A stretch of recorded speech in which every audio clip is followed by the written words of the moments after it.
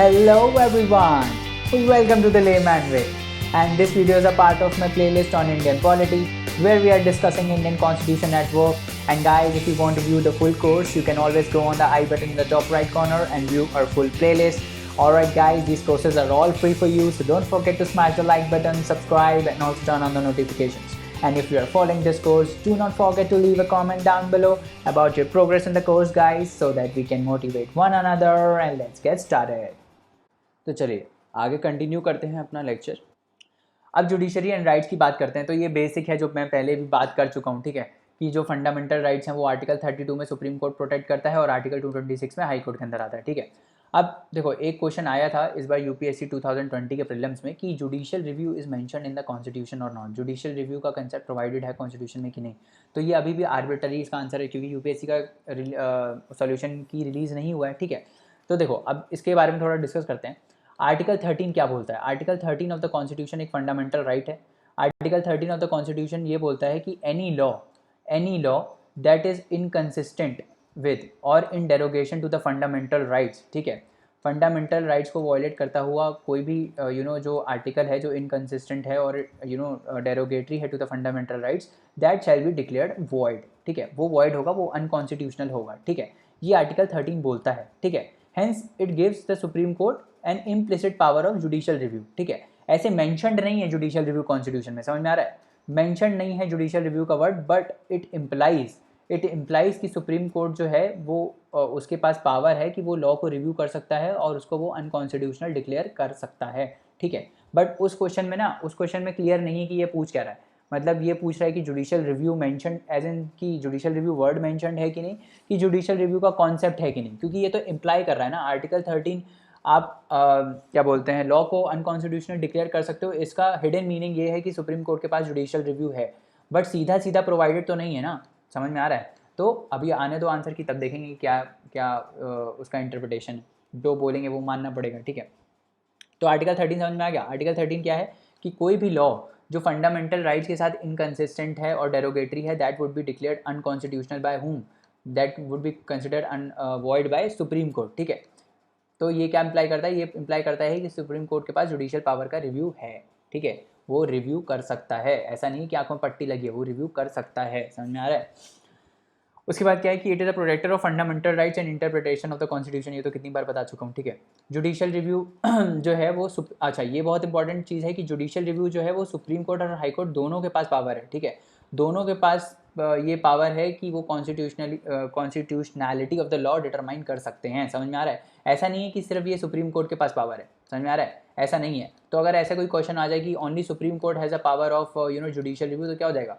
तो स्टेटमेंट आँख बंद करके गलत कराना, ठीक है, क्योंकि हाई कोर्ट के पास भी जुडिशियल रिव्यू का पावर है। हाई कोर्ट भी जुडिशियल लॉज को रिव्यू कर सकता है, ठीक है, but it is not specifically mentioned in the constitution, ठीक है। ऐसा वर्ड कोई मेंशन नहीं है कि हाँ ये जुडिशियल रिव्यू का पावर है, ये इन दोनों के पास है, ठीक है। ऐसा कोई वर्ड मेंशन नहीं है, इट इज़ ओनली इम्प्लाइड, ठीक है। अब साउथ अफ्रीका में क्या है? साउथ अफ्रीका में PIL जो है वो फंडामेंटल राइट का पार्ट है। अब ये मैंने स्टेटमेंट क्यों इंक्लूड किया है? क्योंकि देखो, रिसेंटली क्या है ना, यूपीएससी बहुत ही वेग क्वेश्चन भी पूछने लगा है, ठीक है, कहीं आर्बिटरी कुछ भी पूछने लगा है, ठीक है। तो आपको हर चीज़ पता होना चाहिए, जो भी NCERT में लिखा है एक एक वर्ड बहुत इंपॉर्टेंट है। तो आपको अगर ऐसा कुछ है वर्ड, तो ऐसा मत छोड़ देना कि यार ये तो बड़ा बेकार है, ये पूछेगा नहीं, पूछ नहीं सकता, कुछ भी पूछ सकता है, ठीक है। हमको प्रिपेयर होकर जाना है पूरा अच्छे से, हमको सारा कुछ पढ़ के जाना है, ठीक है। उनके ऊपर है वो क्या पूछें, ठीक है। तो हमें अपनी पढ़ाई अच्छे से करनी है, हम सारी चीज़ें पढ़ेंगे, हम ये नहीं सोचेंगे कि ये पूछ सकता है, ये नहीं पूछ सकता है, हम पढ़ेंगे सब, ठीक है। तो अच्छा, इससे ना एक और अच्छा क्वेश्चन भी बन सकता है। इससे देखो, अब इसमें दिया हुआ है कि in South Africa PIL is a part of fundamental right. तो इससे बहुत ही अच्छा मेंस का क्वेश्चन बन सकता है कि do you think that PIL should be included as a fundamental right in Indian constitution? ऐसे पूछ सकता है। Share your views, critically analyse, critically बहुत एनालाइज करने को बोलता है, तो critically analyse, do you critically analyze PIL is a part of PIL should be included as a fundamental right or not, ठीक है। तो उसमें आप फिर लिख सकते हो, ठीक है। आराम से सोचना, आंसर लिखना, पोस्ट करना कमेंट्स में, फिर हम आपको रिव्यू करके बताएंगे कि आंसर कैसा है आपका, ठीक है। तो आगे बढ़ते हैं। अब जुडिशरी और पार्लियामेंट के बीच में रिलेशन देखते हैं, ठीक है, कि जुडिशरी और जो हमारा पार्लियामेंट है, जो एग्जीक्यूटिव है और लेजिस्लेचर है, ठीक है, उनके बीच में कॉन्फ्लिक्ट्स कब आए हैं ना, और कैसे कैसे कॉन्फ्लिक्ट्स आए, ठीक है। तो हमने ये पढ़ा है कि इंडियन कॉन्स्टिट्यूशन जो है वहाँ पे डेलिकेट प्रिंसिपल है और लिमिटेड सेपरेशन ऑफ पावर है। ऐसा नहीं है स्ट्रिक्ट सेपरेशन नहीं है। स्ट्रिक्ट सेपरेशन कहाँ है? प्रेसिडेंशियल सिस्टम में, जो कि US में चलता है ना। तो अगर ऐसे आ जाए कि Indian constitution is based on separation of powers, तो वो गलत हो जाएगा, ठीक है, क्योंकि बहुत ही डेलिकेट है और बेसिकली हम किस पे काम करते हैं, हम कोऑपरेशन एंड कोऑर्डिनेशन पे काम करते हैं। एग्जीक्यूटिव और जो लेजिस्लेचर है वो कोऑर्डिनेट करके काम करता है, लेजिस्लेचर लॉ बनाता है और एग्जीक्यूटिव उसको इम्प्लीमेंट करता है और जुडिशरी उसको रिव्यू करता है, ठीक है। तो ये एक कोऑपरेशन में, हार्मनी में काम करते हैं ये सब, ठीक है। जुडिशरी चेक करता है कि कहीं कोई लॉ वेग तो नहीं है ना, कहीं कोई आर्बिट्ररी लॉ तो नहीं बना है, ठीक है। तो कोई स्ट्रिक्ट सेपरेशन ऑफ पावर नहीं है इंडिया में, ठीक है। इंडिया में क्या है, चेक्स एंड बैलेंसेस पे काम होता है, ठीक है। जुडिशरी चेक करता है कि भाई जो एग्जीक्यूटिव काम अच्छे से कर रहा है कि नहीं कर रहा है, लेजिस्लेचर अच्छे से काम कर रहा है नहीं कर रहा है, जो लॉ बन रहे हैं वो सही है कि नहीं है, कहीं अनकॉन्स्टिट्यूशनल तो नहीं है, ठीक है। तो चेक हर जगह है, ठीक है, ताकि जो बैलेंस है वो मेंटेन हो पाए। समझ में आ रहा है, समझ में आ गया। अब देखो, अब कॉन्फ्लिक्ट कब कब आया जुडिशरी और पार्लियामेंट के बीच में, ठीक है। तो सबसे पहला, अब ये 4 केस लिखे हुए हैं, इसमें डिटेलिंग नहीं दी हुई है एनसीईआरटी में, बट हम थोड़ा बहुत ऊपर से डिस्कस कर लेते हैं, ठीक है। तो पहला केस था शंकरी प्रसाद केस। शंकरी प्रसाद केस आया 1951 में, ठीक है। 1951 में एक और चीज़ आई थी, 1951 में 9th schedule of the constitution आया था, ठीक है। अब उस 9th शेड्यूल में पार्लियामेंट ने क्या किया, पार्लियामेंट ने बोला कि 9th शेड्यूल में अगर हम कोई भी राइट को डाल देंगे, कोई भी लॉ को अगर हम 9th शेड्यूल में डाल देंगे तो उसका जुडिशियल रिव्यू नहीं हो सकता, ठीक है। ये पार्लियामेंट ने बोल दिया, ठीक है। तो जुडिशरी ने क्या बोला, जुडिशरी ने इस केस में क्या जजमेंट दिया था, जुडिशरी ने ये बोला कि देखो फंडामेंटल राइट जो है, ठीक है, आप फंडामेंटल राइट को अमेंड कर सकते हो, ठीक है। वो पार्लियामेंट का पावर है कि वो कॉन्स्टिट्यूशन को अमेंड कर सकता है और कॉन्स्टिट्यूशन अमेंड करके आप फंडामेंटल राइट को ब्रिज कर सकते हो, ठीक है। मतलब कुल मिलाकर उन्होंने ये बोला कि पार्लियामेंट जो है इट कैन अब्रेज और take away fundamental rights by enacting a constitutional amendment, ठीक है। ये बोला शंकरी प्रसाद केस में, ठीक है। फिर इसको चैलेंज किया गया, इस केस को जब चैलेंज किया गया तो दूसरा आया गोलकनाथ केस। गोलकनाथ केस आया 1967 में। इसमें क्या किया, जुडिशरी ने अपना जो पुराना स्टेटमेंट था शंकरी प्रसाद में, शंकरी प्रसाद केस में उन्होंने क्या बोला कि फंडामेंटल राइट्स को आप ले सकते हो, आप एब्रेज कर सकते हो, आप उसको वायलेट कर सकते हो by doing a constitutional amendment. मतलब आप फंडामेंटल राइट को एब्रेज कर सकते हो by doing a constitutional amendment. Parliament के पास ये पावर है, ठीक है। फिर इसने इसको जस्ट रिवर्स कर दिया, इसने बोला कि नहीं नहीं नहीं, फंडामेंटल राइट को आप नहीं कर सकते, क्योंकि फंडामेंटल राइट को आप क्या कर सकते हो, वॉयलेट नहीं कर सकते, क्योंकि वो आर्टिकल 13 का पार्ट है, ठीक है। और आर्टिकल 13 में उसको हम वॉइड डिक्लेयर कर देंगे, ठीक है। ये बोला किसने, गोलकनाथ केस में बोला किसने, गोलकनाथ केस में जुडिशरी ने ये बोला कि आप फंडामेंटल राइट्स को नहीं ले सकते, ठीक है। इवन आप अगर कॉन्स्टिट्यूशनल अमेंडमेंट करो तो भी आप फंडामेंटल राइट्स को अब्रिज नहीं कर सकते, ठीक है। ये बोला किसमें, गोलकनाथ केस में।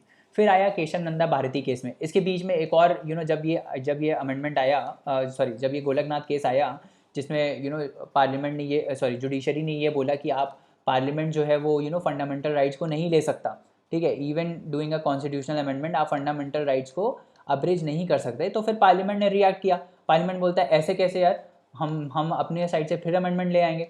तो फिर आया 24th अमेंडमेंट, इसमें लिखा नहीं है, जस्ट बता देता हूँ। 24th अमेंडमेंट में आया कि पार्लियामेंट ने ये बोला कि हम ले सकते हैं, है ना, और जुडिशरी के पास ऐसा कोई पावर नहीं है कि वो हमको ये बोल पाए कि हम नहीं ले सकते। समझ में आ रहा है। तो 24th अमेंडमेंट में पार्लियामेंट में ये बोला कि हम ले सकते हैं और हम लेंगे, ठीक है।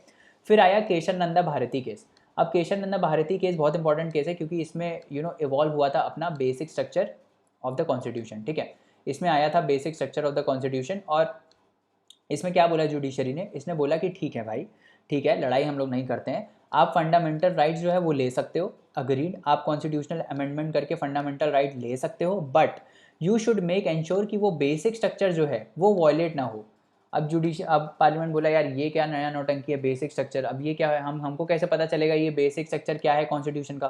तो जुडिशरी ने बोला कि ये जो बेसिक स्ट्रक्चर में जो भी प्रोविजंस होंगे ये हम बताएंगे आपको कि ये बेसिक स्ट्रक्चर है कि नहीं है। तो गेम खेल लिया जुडिशरी ने, ठीक है। अब उनको अगर जुडिशरी को ऐसा लगेगा कि ये चीज़ गलत है ना, और इससे आप फंडामेंटल राइट नहीं ले सकते, तो वो उसको बेसिक स्ट्रक्चर डिक्लेयर कर देगा। ये बोलेगा अरे ये तो बेसिक स्ट्रक्चर है ना, आप पार्लियामेंट इसको अब्रिज नहीं कर सकता। तो ऐसे उन्होंने कंट्रोल किया इस चीज़ को। समझ में आ रहा है। तो केशव नंदा भारती केस में क्या हुआ, केशव नंदा भारती केस में जो सुप्रीम कोर्ट है उसने ये बोला कि आप फंडामेंटल राइट ले सकते हो, आप फंडामेंटल राइट अब्रिज कर सकते हो कॉन्स्टिट्यूशनल अमेंडमेंट करके, बट आपको ये इंश्योर करना है कि basic structure of the constitution जो है वो वॉयलेट ना हो, ठीक है।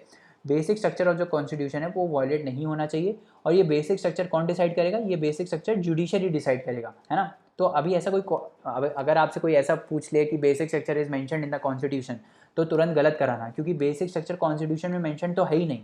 This is a judicial convention. ये जुडिशरी डिटरमाइन करता है कि बेसिक स्ट्रक्चर में कौन पॉइंट्स आएगा कौन नहीं आएगा। तो ऐसा बोलना कि कॉन्स्टिट्यूशन बताता है कि बेसिक स्ट्रक्चर में क्या आएगा, वो सरासर गलत स्टेटमेंट है। समझ में आ रहा है? तो जुडिशरी ये डिटरमाइन करता है कि बेसिक स्ट्रक्चर में कौन सा पार्ट आएगा, कौन सा पार्ट नहीं आएगा। समझ में आएगा? तो ये हो गया। फिर इंदिरा गांधी केस आया 1975 में, इंदिरा नेहरू गांधी केस। इसमें उन्होंने इस स्टेटमेंट को रीअफर्म किया। उसने बोला कि जो हमने पिछला स्टेटमेंट बोला था वो सही है, वही चलेगा, बेसिक स्ट्रक्चर को आप वॉयलेट नहीं कर सकते, है ना, बाकी आपको जो करना है वो करिए, ठीक है। तो इस टाइप से कॉन्फ्लिक्ट हुआ लेजिस्लेचर और जुडिशरी में। उसके बाद भी बहुत कॉन्फ्लिक्ट होता है, ऐसा नहीं है कि ये खत्म हो गया यहाँ पे, ये फेमस केसेस हैं तो हम यहाँ डिस्कस कर रहे हैं। उसके बाद भी आज भी कॉन्फ्लिक्ट होता है जुडिशरी और पार्लियामेंट में। कितनी बार ऐसा होता है कि जुडिशरी लॉ के ऊपर कमेंट करता है और फिर लेजिस्लेचर और जुडिशरी में कॉन्फ्लिक्ट आ जाता है ना। तो ऐसा भी होता है। बट अभी और कौन कौन से ऐसे इश्यूज़ हैं जो जो रिजॉल्व नहीं है। जैसे अब देखो कौन कौन से ऐसे इश्यूज़ हैं जहाँ पे कॉन्फ्लिक्ट आ सकता है, ठीक है। तो पार्लियामेंट में क्या होता है ना, पार्लियामेंट में जो भी एमपीज़ होते हैं, ठीक है, जो भी एमपीज़ मिनिस्टर्स होते हैं, इनको कुछ प्रिविलेज मिला रहता है। प्रिविलेज मतलब समझ लो ना, कुछ अच्छी चीज़ मिली रहती है इनको कि भाई इनसे भी इन्हीं के पास है और किसी के पास नहीं है। प्रिविलेज वही चीज़ होती है जो जिसके पास है और दूसरे के पास नहीं है ना, वही प्रिविलेज होता है। तो एमपीज़ को कुछ प्रिविलेज मिली हुई है, ठीक है, पार्लियामेंट में। और वो प्रिविलेज क्या क्या है, जैसे जैसे for example freedom of speech हो गया। For example freedom of speech मतलब कि यार एमपी जो है ना, एमपी जब डिस्कशन हो रहा होता है हाउस का, तो ये एमपीज़ के पास फ्रीडम ऑफ स्पीच होता है, मतलब वो कुछ भी बोल सकते हैं वहाँ पे, कुछ भी क्रिटिसिज्म कर सकते हैं। ऑब्वियसली ऐसा नहीं कुछ भी बोल दोगे, एकदम ऐसा भी नहीं है। बट ये जो भी बोलते हैं यहाँ पे, जो भी हाउस में ये एमपीज़ बोलते हैं, ये कहीं कोर्ट में नहीं डिस्कस हो सकता। समझ में आ रहा है? कोई ऐसे नहीं जा सकता कोर्ट में कि भाई ये एमपी ने मेरे को गाली दे दिया तो अब इसको सजा दो, ऐसा नहीं हो सकता, ठीक है। इनके पास ये फ्रीडम ऑफ स्पीच है और वो लिमिटेड है टू द हाउस। तो ये अब्रिज नहीं हो सकता, मतलब अब्रिज इन द सेंस कि ये आप कोर्ट में नहीं जा सकते इसको बोल के कि यार फ्रीडम ऑफ स्पीच में इसने मेरे को ऐसे बोल दिया, मेरे को रोना आ गया, है ना, ऐसे आप कुछ नहीं बोल सकते। दूसरा प्रिविलेज ये हो सकता है कि जैसे इनको आप अरेस्ट नहीं कर सकते, है ना, एमपीज़ को you can't arrest. Civil cases में इनका अरेस्ट पॉसिबल नहीं है ना, जब सेशन हाउस का चल रहा होता है तो आप इनको अरेस्ट नहीं कर सकते, ठीक है। समझ में आ गया? तो ये मान लो ऐसे कुछ कुछ और प्रिविलेजेस हैं, ठीक है। तो ऐसे जब प्रिविलेजेस ब्रीच होते हैं, मतलब इनका वॉयलेशन होता है, इन प्रिविलेजेस का वॉयलेशन होता है, तो कौन डिसीजन लेगा, तो उनको सज़ा कौन सुनाएगा? तो क्या जुडिशरी आके सज़ा सुनाएगा कि जो हाउस को कंट्रोल कर रहा है, मतलब लेजिस्लेचर, वो सज़ा सुनाएगा? तो एक्चुअली जब ब्रीच का प्रिविलेज होता है तो लेजिस्लेचर एक्शन लेता है, बट जुडिशरी बोलता है यार सज़ा देना मेरा काम है, पेनल्टी देना मेरा काम है, वो आपका काम नहीं है, ठीक है। तो ऐसे कॉन्फ्लिक्ट आ जाता है दोनों के बीच में कि भाई ये रोल किसका है, ठीक है। क्या इस पर जुडिशरी का कंट्रोल है? क्या जब प्रिविलेज का ब्रीच हुआ तो क्या जुडिशरी को इंटरवीन करना चाहिए? This is an unresolved issue, अभी तक इसका कोई कोई सॉल्यूशन नहीं है, ठीक है। फिर दूसरी बार ऐसा भी होता है कभी कभार, अब देखो ये तो, अब इसमें क्या होता है, अब ये क्या पार्लियामेंट क्या बोलेगा? पार्लियामेंट बोलेगा यार ये मेरा फ्रीडम है, मैं किसको सजा सुनाऊँ किसको ना सुनाऊँ, ये मेरा मैटर है कि ब्रीच ऑफ प्रिविलेज हो रहा है कि नहीं हो रही है। ये प्रिविलेज मैंने डिसाइड किया है ना, अब इसका ब्रीच होगा तो वो भी मैं डिसाइड करूँगा। आप कौन होते हो डिसाइड करने वाले, ठीक है। तो ये क्या हो गया, अगर जुडिशरी इंटरवीन कर रहा है तो इसमें सोवरेनिटी पार्लियामेंट की ब्रीच हो जाएगी, है ना। पार्लियामेंट अच्छे फ्रीडम से काम नहीं कर पाएगा, उसको लगेगा यार अगर मैंने ये बोला तो जुडिशरी फिर आके अरंगा करेगा। समझ में आ रहा है? तो इससे सोवरेनिटी का ब्रीच हो सकता है। समझ में आ रहा है? तो ये सब इश्यूज ऐसे हैं जो अभी भी अनरिजॉल्व्ड हैं, ठीक है। तो तो अब हम देखते हैं कि ये जो एग्जीक्यूटिव है ना, जो अपने एग्जीक्यूटिव हैं और जो लेजिस्लेचर हैं, है ना, और जो जुडिशरी है, उनके बीच में रिलेशन कैसा है, ठीक है। कैसे कैसे क्या क्या चीज़ों से इनके बीच में कनेक्शन है। तो देखो सबसे पहले तो जो प्रेसिडेंट है वो सुप्रीम कोर्ट के जजेस को अपॉइंट करता है ना, ये तो हमको पता ही है। तो एग्जीक्यूटिव और जुडिशरी के बीच में ये रिलेशन हो गया कि जो प्रेसिडेंट है वो सुप्रीम कोर्ट के जजेस को और नॉर्मल हाई कोर्ट के जजेस को भी अपॉइंट करता है, ठीक है। और president can also disqualify members of the parliament, है ना, जो एमपीज होते हैं उनको डिस्क्वालीफाई करने का, अपार्ट फ्रॉम एंटी डिफेक्शन बाद में बात करेंगे। अपार्ट फ्रॉम एंटी डिफेक्शन बाकी केसेस में जो डिस्क्वालिफिकेशन होता है एमपीज का, वो कौन करता है? उसका डिसीजन किसके पास होता है? उसका डिसीजन प्रेसिडेंट के पास होता है। प्रेसिडेंट डिस्क्वालीफाइज दीज एमपीज, ठीक है। तो ये ध्यान रखना कि एंटी डिफेक्शन को छोड़ के, एंटी डिफेक्शन में स्पीकर करता है, बट एंटी डिफेक्शन को छोड़ के बाकी जो केसेस होते हैं जिसमें एमपीज का डिस्क्वालिफिकेशन होता है, वो कौन करता है? वो प्रेसिडेंट करता है, ठीक है। सो president can disqualify the members apart from the cases जहाँ पे एंटी डिफेक्शन का केस है, ठीक है। और हमको ये तो पता है कि executive is responsible to the legislature, ठीक है। तो यहाँ पे ये रिलेशन है ना कोऑर्डिनेशन का, कि ये रिस्पॉन्सिबिलिटी इंश्योर होता है। और फिर legislature, how is it related to judiciary? तो हमने देखा, हमने वो पढ़ा था सुप्रीम कोर्ट के जज का रिमूवल, उसमें पूरा लेजिस्लेचर इन्वॉल्व होता है ना, लोकसभा राज्यसभा पार्लियामेंट पूरा इन्वॉल्व होता है, दोनों से रिजोल्यूशन पास होता है ना। तो इम्पीचमेंट अगर हमको करना है सीजीआई का, ठीक है, तो वो पूरा प्रोसेस कहाँ से होता है? वो पूरा प्रोसेस लेजिस्लेचर से होता है ना, सॉरी पार्लियामेंट से होता है, राइट। तो पार्लियामेंट ऐसे कनेक्टेड है। उसके बाद जुडिशरी को तो हमको मालूम है जुडिशरी कैसे कनेक्टेड है, it can declare the law as unconstitutional, वो किसी भी लॉ को अनकॉन्स्टिट्यूशनल डिक्लेयर कर सकता है। करेक्ट, समझ में आ गया कैसे कैसे रिलेशन है सबके बारे में। चलो तो चलिए दोस्तों, आज के लिए इतना रहने देते हैं, नेक्स्ट लेक्चर में और कंसेप्ट्स को पढ़ेंगे। जाने से पहले लाइक शेयर सब्सक्राइब ज़रूर करें, अपने दोस्तों को रिकमेंड करें। अपनी क्वेरीज़ आप हमको queries@thelaymanway.com पे भेज सकते हैं, जहाँ पे हम आपका रिप्लाई इंस्टेंटली करेंगे। और पढ़ते रहिए, हार्ड वर्क करते रहिए, है ना। अगले लेक्चर में मिलते हैं। Thank you, bye bye, take care.